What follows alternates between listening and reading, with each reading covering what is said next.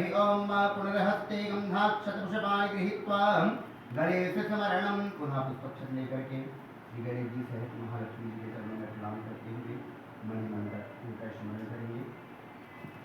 ओम सुमघाशैकदन्तश्च कपिलो गजकर्णिकः लंबोदरस्य विकटो विघ्ननाशो विनायकः धूम्रकेतुर्गणाध्यक्षो भालचन्द्रो गजाननः द्वादशैनानि नामानि या पठेत् शृणुयादपि विद्यारम्भे विवाहे च प्रवेशे निर्गमे तथा संग्रामे संकटे चैव विघ्नः न जायते।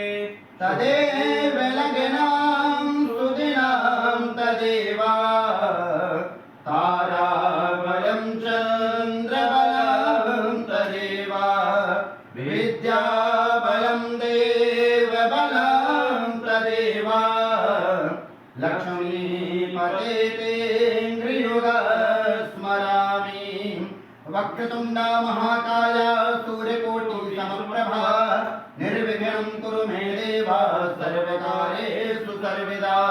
विनायकं गुरुं भानुं महाविष्णुमहेश्वर सरस्वती प्रणम्यादौ सर्वकार्यसिद्धये।